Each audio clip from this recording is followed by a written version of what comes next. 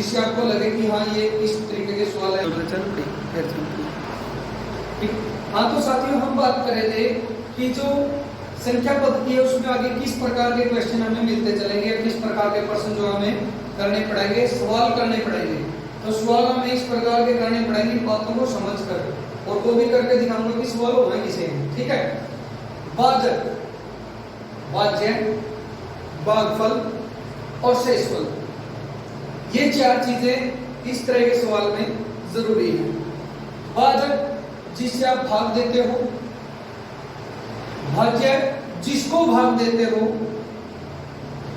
भागफल जो भाग देने के बाद प्राप्त होता है वो, और शेषफल जो भाग देने के बाद हमारे पास जो राशि बच जाती है जिसको हम भाजक से भाग नहीं कर सकते, उससे छोटी जो वैल्यू बचती है वो कहलाती है शेषफल। ठीक है। तो अब हमें देखना है कि भाज्य कैसे बनता है। तो भाज्य का फार्मूला भाज्य इक्वल यानी कि बराबर भाजक गुणा में भागफल। यदि हमें ये वैल्यू दी गई है संख्या और ये संख्या, दोनों को गुणा करेंगे और उसके अंदर शेषफल को जोड़ देंगे तो हमें भाज्य प्राप्त होगा। ठीक है। तो आज मैं आपको कई तरीके से इसके सवाल करवाऊंगा ताकि इस बेस पे आपका कोई भी क्वेश्चन गलत ना हो। ठीक है।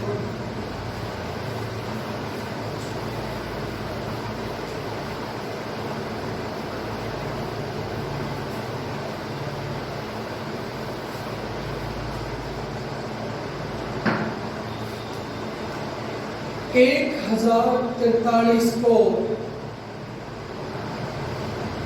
एक संख्या मैंने ली को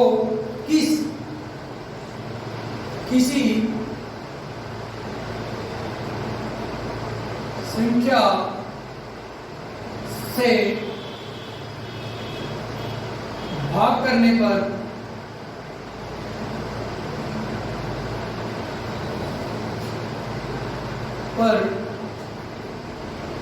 भागफल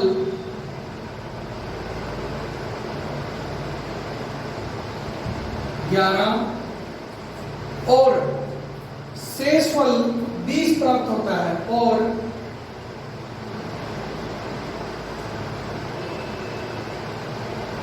शेषफल 20 प्राप्त होता है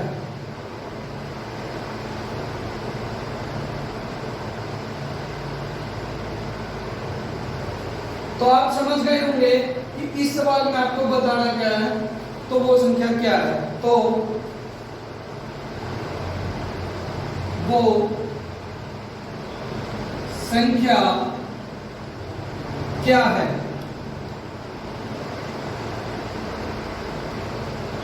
आप चाहे इस तरीके के 40 सवाल कर लीजिए, चाहे 20 कर लीजिए और चाहे 2 कर लीजिए, जब तक आपको ये स्टेटमेंट समझ में नहीं आएगी संख्या क्या लिखी हुई है, रकम क्या लिखी हुई है, अगर ये समझ में नहीं आएगी तो सवाल भी समझ में नहीं आएगा।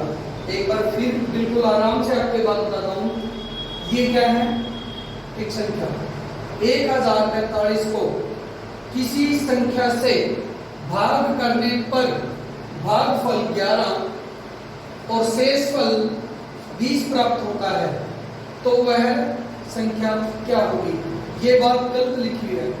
ठीक है। वो ये भी कह सकता है या जिस संख्या से भाग दी जाती है वो क्या है, या इसकी जगह में एक बात और लिख सकता हूं, तो भाजक क्या है, भाजक। देखिए ये बात आपकी ज्यादा इफेक्टिव है। तो वो भाजक क्या है या तो भाजक क्या है। ठीक है। आपको फिर एक छोटे से चित्र के साथ देखिए, मैं आपको बता देता हूं कि हमारे पास क्या होता है। ये हमारा भाजक है, ये भाज्य है, ये भागफल है,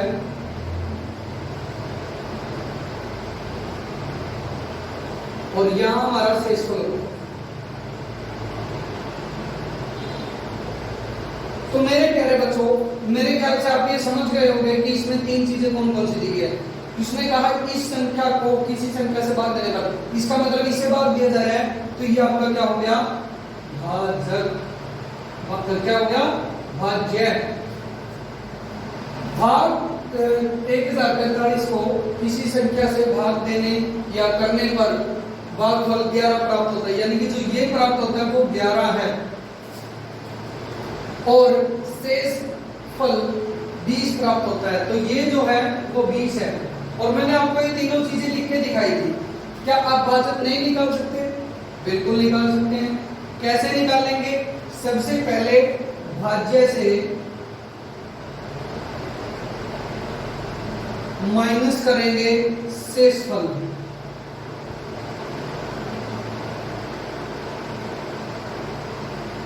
और भाग करेंगे भागफल से।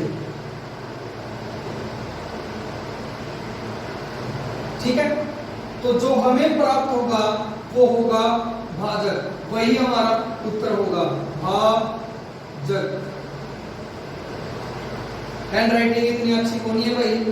और जिस भाई ने भी गलती लगी या तो बता दिया करो पर्सनल मैसेज करके, या फिर प्लीज है कि उस पर ऐसी कमेंट ना करो कि दूसरा का सवाल उठे।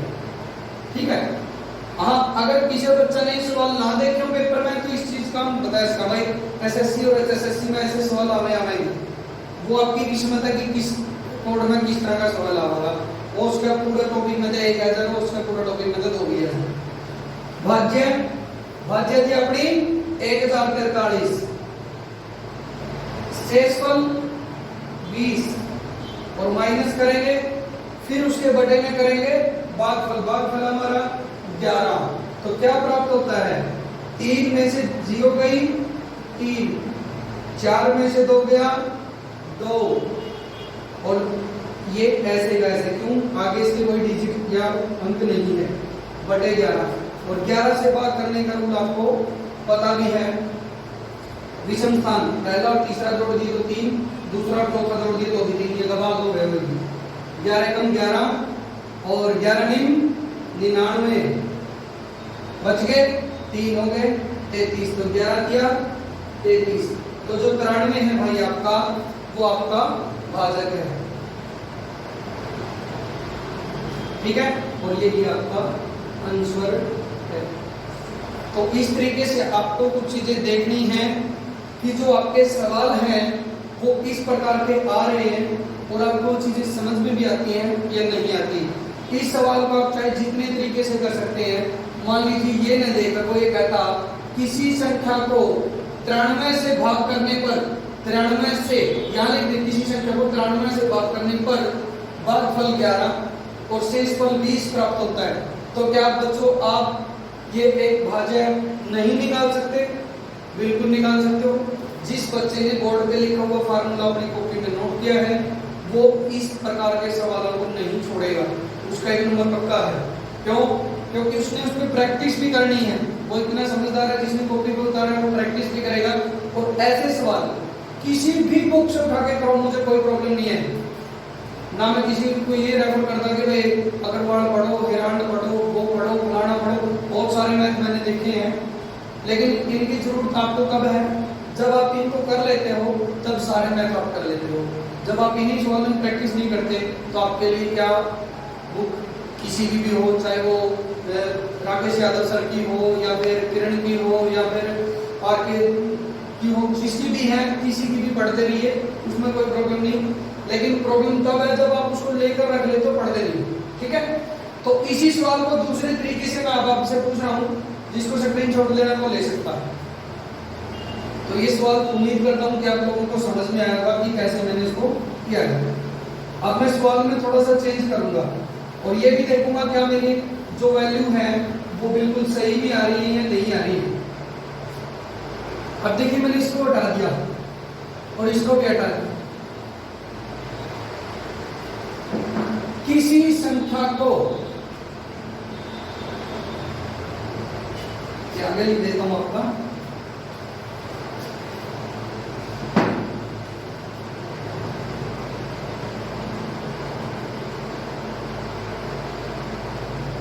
किसी संख्या को 93 से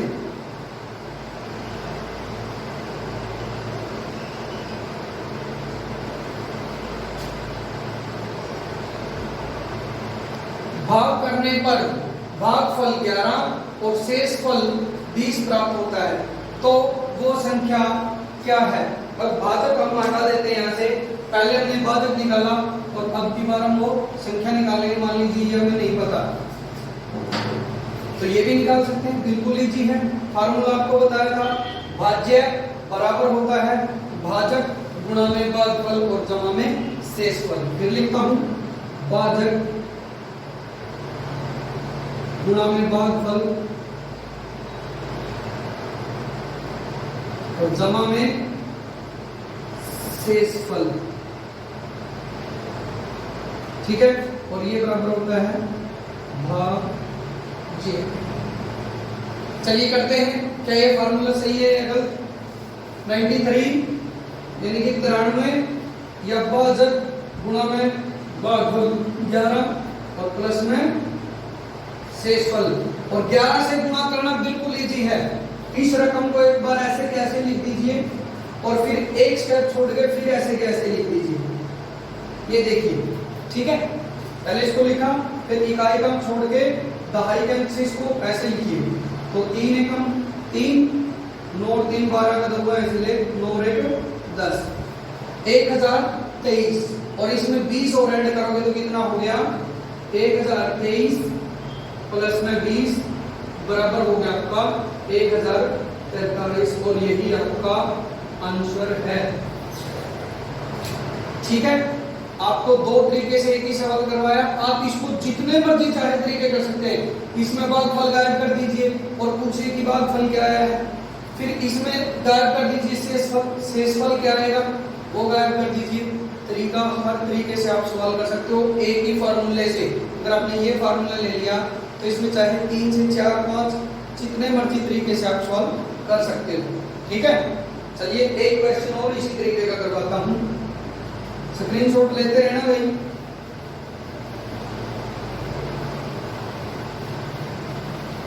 और वीडियो एक बार में ना समझ में आए तो 2 बार देख लियो, कोई प्रॉब्लम नहीं है। नेट ही तो यूज करना है, घर पे वैसे भी तो टिकटॉक वगैरह ये हेलो ऐप जो चली हुई है आजकल मनोरंजन के लिए, उनसे तो अच्छा ही रहेगा आपके लिए। और ये उनके लिए भी बेनिफिशियल है जो कंटिन्यू तैयारी कर रहे हैं, और जो बिल्कुल तैयारी करना चाहते हैं शुरू की है जिन्होंने, उसके लिए और भी ज्यादा बेनिफिशियल है। क्यों? क्योंकि उसको तो पता ही नहीं अभी मैथ कैसे स्टार्ट करना है, काफी समय हो गया उनको। तो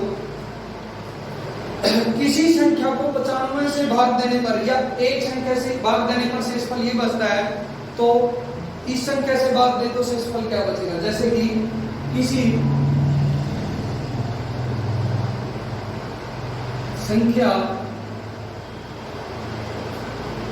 को 95 से भाग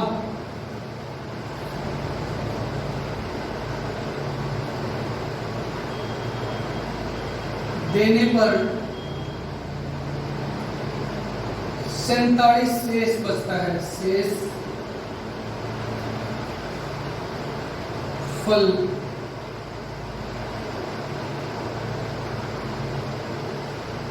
बचता है।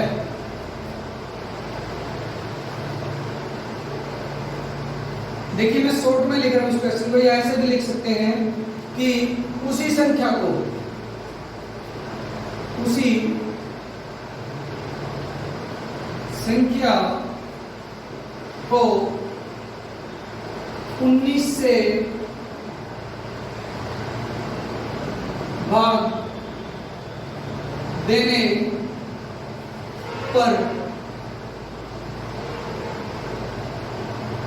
शेष बचेगा।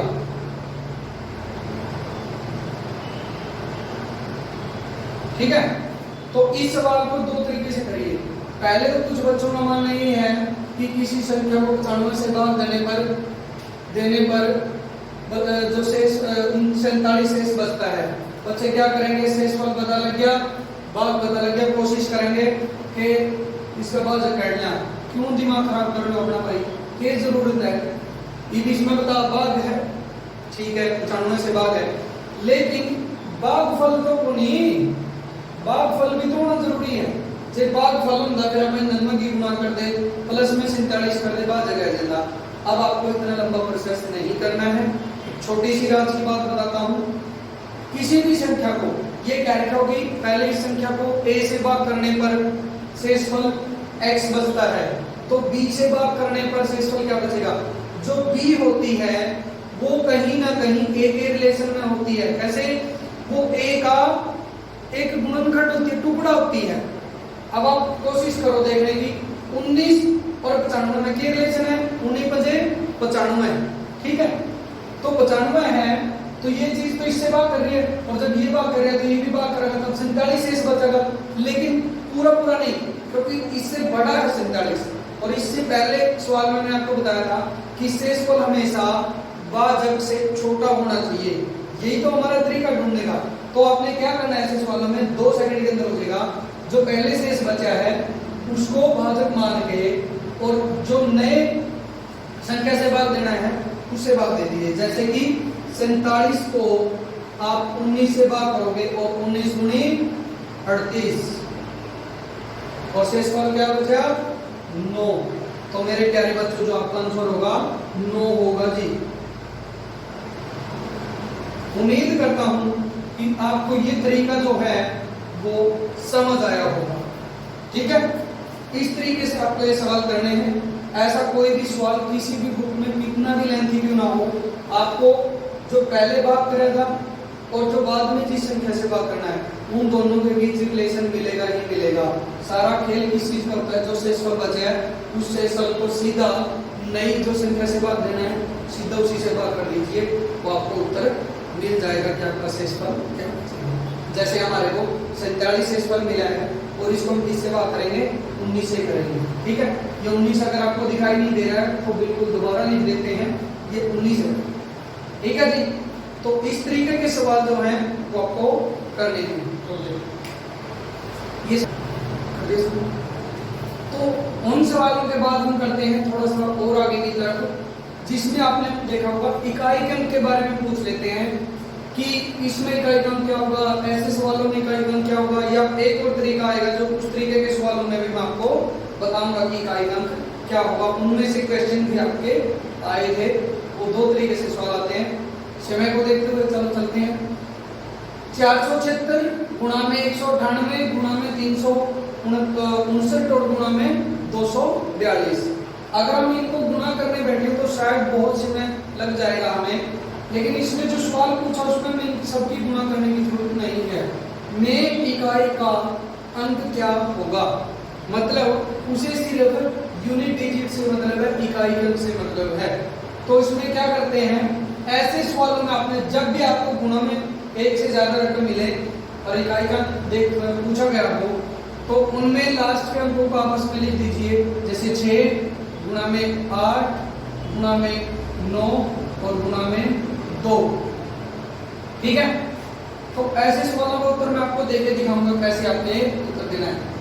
तो 8 से 48, अब बच्चे क्या होंगे, 48 को ही गुणा करने बैठेंगे नहीं, हमें फिर सिर्फ लास्ट अंक से मतलब है, ठीक है। और 8 हो गया, ये गुणा करके 8 से 48 में से फिर लास्ट अंक 8 आ गया, तो अकेले 8 की गुणा 9 से करेंगे, 8 नहीं 72, और 72 में हमें किससे मतलब है, 2 से। तो 2 की गुणा 2 से करोगे तो 4 आपका जो होगा वो आंसर होगा, ठीक है। इसमें एक बहुत ही किफायती बात बताता हूं, अगर ऐसे करने में यूनिट डिजिट में किसी एक संख्या का इकाई का अंक क्या हो, या तो 0 हो या सम हो, या तो 0 हो या सम हो, और उनके गुणा में कोई दूसरी संख्या का लास्ट अंक 5 हो, तो अपनी आंखें बंद करके 0 लिख देना, कोई गुणा करने की जरूरत नहीं है। अगर मान लीजिए इसी सवाल में हम एक रकम और लेते हैं, जैसे कि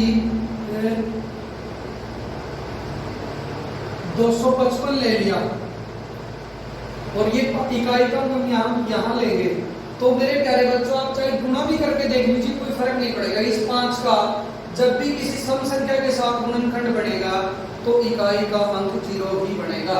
5 का 30 करोगे 0 आएगा लास्ट अंक, 0 की 8 गलत गुना फिर 0, 0 की 9 गलत गुना फिर 0, और 0 की 2 गलत गुना फिर 0, ठीक है। तो इस तरीके से आपको ये देखना है कि ऐसे सवालों को कैसे आपने करना है, ठीक है। समय कम है, इसलिए थोड़ा सा और आगे बढ़ते हैं। इस सवाल को हटा देता हूं, जिसको स्क्रीनशॉट लेना है वो ले सकता है। अब मैं बात करूंगा आपसे, कुछ बच्चों ने देखा है कि सर जी एक बड़ी सी रकम देते हैं, उसकी पावर बड़ी सी भी देते हैं, छोटी सी भी देते हैं, और इस पावर में पूछने का इकाई क्यों होगा, तो बहुत लंबा प्रोसीजर हो जाए। वो नहीं होता भाई, देखो कि इस तरह नहीं होता है, वो भी देख लेंगे। वो इसलिए नहीं होता भाई, क्यों? क्योंकि आपको पता नहीं है। अगर पता होगा तो वो इतना लेंथी नहीं होगा। इसमें जब भी आपको कोई भी a की पावर मान लीजिए b दे रखी है और आपसे पूछ ले कि इसमें इकाई का क्या होगा, जो पावर है, जो पावर है, पावर या ये कह लीजिए घात, घात है, ठीक है, ये इसका रूप है, घात है, शक्ति है,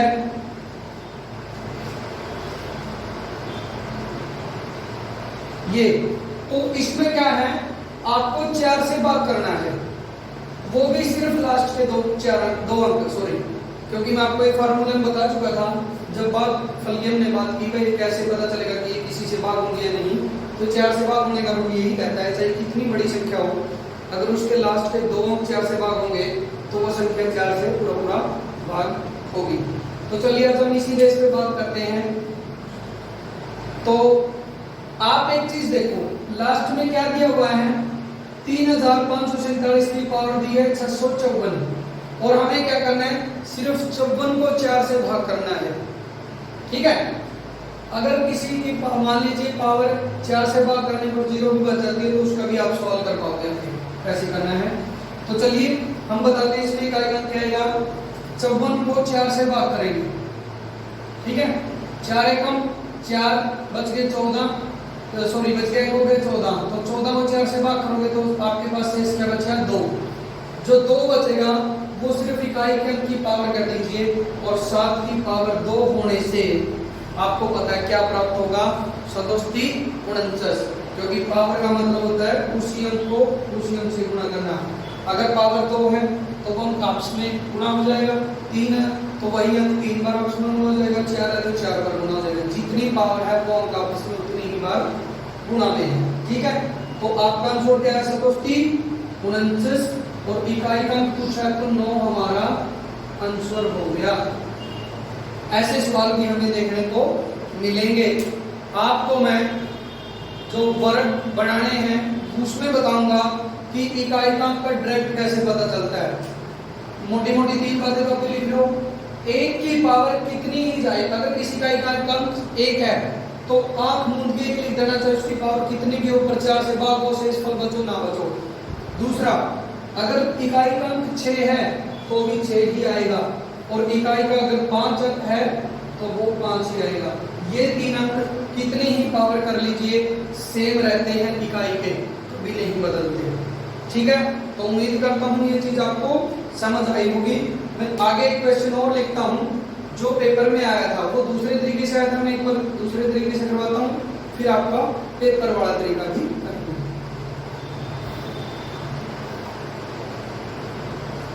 अब इस सवाल की ओर चलते हैं। ये सवाल 2 तरीके से आता है, कुछ बच्चों को कंफ्यूजन हो जाता है। एक तो आया है जैसे ये 7 की पावर है भाई, 7 की पावर 65, 6 की पावर 41 और 3 की पावर 57, ये गुणा में है, और इन पावर को खोलकर कितना तक आप गुणा कर सकते हो, नहीं कर सकते वैसे तो फिर वही हम फार्मूला अपनाते हैं 4 से भाग करने का, और ये रकम 4 से भाग होने के बाद जो शेष रहेगी वही इसकी पावर होगी, ठीक है। तो 65 को 4 से भाग करेंगे तो शेष बचेगा 1, तो 7 की पावर 1 करेंगे तो लास्ट में क्या बचा, 7। अगला आपको देखते ही बताना है बच्चों को, कोई जरूरत नहीं है कि परेशान होने की, क्योंकि 6 है और मैंने अभी आपको बताया था कि अगर 6 की पावर किसी संख्या का इकाई का अंक 6 है और उनकी पावर देने के बाद पूछ ले कि इकाई का क्या होगा, तो आपने 6 ही लिखना है चाहे इसकी पावर कुछ भी हो, ठीक है। अगला बचता है 3 की पावर है 57, तो 4 से देखो कि कितना डिवाइड करता है, हाँ जी 14 चौका 56, यानी कि एक बचा तो 3, ऐसे का ऐसे। इसमें पूछा है इकाई का अंक क्या होगा, ध्यान से समझिएगा सवाल को। ऐसा सवाल दिया और इकाई का अंक पूछ लिया, पावर भी आपको अलग अलग दिखाई दे रही है और जो बेस वैल्यू है, जो अंक है जिनकी पावर ये है वो भी अलग अलग है। तो चलिए देखते हैं क्या होगा। 7 × 42 और गुणा में 3। तो आप देखोगे कि इकाई का अंक बताना है तो 2 की सीधा 3 से गुणा करेंगे 6 आ जाएगा। लेकिन कुछ बच्चे क्या करेंगे कि 3 की 4 से गुणा करेंगे, नहीं हुआ है जी। अब 1-2 सेकंड तो फालतू ही लगाओगे, तो सीधा क्यों नहीं कहते कि 3 दूनी 6 हो गया जी, बस बात खत्म, आंसर हमें मिल गया। तो इसको पूरा गुणा नहीं करना आपको, सिर्फ इकाई का अंक जो आता है इसकी बिंदु पहले अंक होगी गुणा का, वही उस बचे हुए अंक से कर दीजिए उसकी गुणा, और उसका भी इकाई का अंक लिखना चाहिए, उसकी गुणा 1000 गुणा जो हमें लास्ट का अंक दीजिए इसको, ठीक है। एक सवाल तो है ये जो पेपर में पूछ सकते हैं इस तरीके से। दूसरा तरीका जो मोस्ट एंड मोस्ट इंपोर्टेंट मेरे ध्यान में ये है, शायद कलर के किसी ना किसी एक पोर्शन में इस तरीके का सवाल आया था। पावर भी दे दी है, लेकिन आप ध्यान से देखिए यहाँ गुणा थी, यहाँ क्या है, जोड़ है। यहाँ जो डिजिट थे जिनकी पावर थी वो अलग अलग थे, और यहाँ जो आपकी वैल्यू है डिजिट है वो सेम है, ठीक है। तो ऐसे में आपसे पूछता है जैसे 4 की पावर 61, 4 की पावर 62 और 4 की पावर 63, 4 की पावर 64 निम्नलिखित में से किससे विभाज्य है। तो ऐसे में आपको ये करने जाने की भी जरूरत नहीं, इसका सिंपल सा फार्मूला है कि जो पहला अंक है, जो छोटी पावर है वो कॉमन ले लीजिए ऐसे कैसे, और इनमें से हमें बताना है। तो बोर्ड पे जगह न बचने के कारण मुंह पर काट आ रहा भाई, जिसको स्क्रीनशॉट लेना ले सकता है।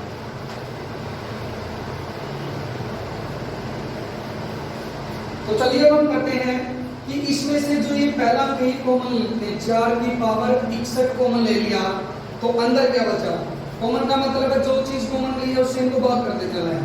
तो 4 की पावर 61 को 4 की पावर 61 से भाग करोगे, 1 बच गया। 62 में से 61 माइनस करोगे तो क्या बचेगा, यहाँ तो पूरा डिवाइड होने की वजह से 1 बचा, यहाँ 4 की पावर 1 बची, तो 4 की पावर 1 बचने की वजह से 4 एज इट इज आएगा। यहाँ 4 की पावर क्या बचेगी, 2, क्योंकि 63 में से 61 बाहर गया तो 4 की पावर 2, और 4 की पावर 2 की है 16।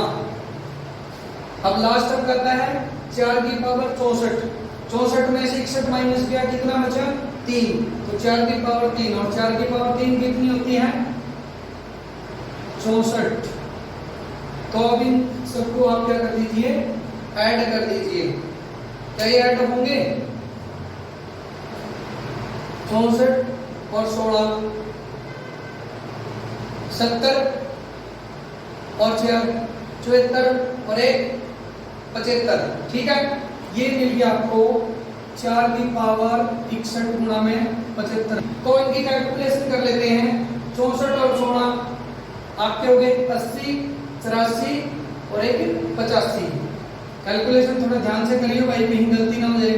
तो जो आगे का अंक वो है कैसे कैसे लिखने हैं, और गुणा में जो इनका जोड़ आया है जैसे कि 85 आया है वो लिखना है। तो अब हमें देखना है कि कोई इनमें से भाग कर रहा है, इसको बिल्कुल भी नहीं कर रहा है। तो क्या करना आपको, जो 4 की पावर 61 है उसको एक कम कर देना है, मतलब यहाँ 4 की पावर 60 लिख लें और 1 4 और गुणा में कर लें तो कोई फर्क नहीं पड़ेगा, बिल्कुल ये सेम वही चीज है। आप चाहे इसको 4 की पावर 61 लिखो या आप 4 की पावर 60 गुणा में 4 लिखो, ये दोनों एक ही बात है, क्योंकि इसकी पावर 1 है, इसको जोड़ते ही आप 4 की पावर 61 बाद में फिर लिख सकते हो। तो हम देखते हैं कि यहाँ पे 10 जो है वो इसको डिवाइड कर सकता है, क्यों, क्योंकि 13 से ये डिवाइड नहीं होता, 11 से नहीं होता, 3 से भी नहीं होता, बचा 10। 10 कैसे करेगा, 5 दूनी 10 और 5 का 17, 2 पे कट हो गए तो 2 दूनी 4। तो आप ये देखते हो कि ये पूरा पूरा डिवाइड हो रहा है, तो आपका जो आंसर होगा वो होगा 10। तो उम्मीद करता हूं बच्चों कि इस तरीके के सवालों को आप ध्यान से जरूर करना। इस सवाल को ध्यान से कर लेना, ये क्वेश्चन जो है कई बार रिपीट हो चुके हैं, शायद बी ग्रुप में भी आए थे, इसमें भी आते हैं, और बुक में भी आपको प्रत्येक बुक में शायद एक एग्जाम्पल तो मिल ही जाए, चाहे वो किसी की भी है। तो ऐसे सवाल आपके आते हैं, इन सवालों से बच के रहना, ध्यान से करना है। मिस्टेक नहीं करनी है, चाहे 3 की बजाय 5 सेकंड लग जाए, कोई दिक्कत वाली बात नहीं। और इसको जितना प्रैक्टिस करोगे उतना जल्दी हो जाएगा। ये मत सोचना लेंथी मेथड है, ये सिर्फ समझाने में टाइम लग रहा है। क्योंकि अगर मैं खुद करूंगा या मैं पढ़ाने के बाद कोई बच्चा खुद करेगा पढ़ने के बाद, तो देखना वो ऐसे नहीं देखेगा, वो डायरेक्टली इनको लिखकर चलेगा कि क्या बचेगा, इसकी पावर 3 64 जोड़ दिया, 64 में यहाँ पावर 2 बच गई, 16 64 80 हो गया, फिर यहाँ पावर 1 बची तो 4 जुड़ गया 84, यहाँ कुल 1 बचा तो 85। तो ऐसे वो फटाफट कैलकुलेट करके देखेगा कौन सा 85 से भाग हो रहा है नहीं हो रहा है, तो 1 4 को मतलब जो ये अंक है इसको आप 1 बार बाहर लिख दो पावर 1 कम कर दो, 2 बार बाहर लिख रहे हो तो पावर 2 कम कर दो, और 3 बार बाहर लिख रहे हो तो पावर 3। ठीक है, तो ये था आज का मैथ। इसमें लगभग आपका बेसिक का हो चुका है, जो बेस थी। उसके बाद आपके कुछ फॉर्मूलेस बचते हैं इसमें, और आगे तो आपके आएंगे कि 10 प्राकृतिक संख्याओं का योग क्या होगा, या 10 सम संख्याओं का योग क्या होगा, 20 विषम संख्याओं का योग क्या होगा, ऐसे सवाल। और उनके साथ मैं कोशिश करूंगा जो आपकी एपी सीरीज होती है वो कंप्लीट हो जाए और अच्छे से हो, आपको वो बिल्कुल माइंड में याद रहे। सवाल को देखते ही आप अंदाजा लगा दोगे कि भैया इसका उत्तर ऐसे आएगा, पेन और कॉपी ना, ये मैं झूठ नहीं कह रहा, आप ट्राई करना। ठीक है, धन्यवाद।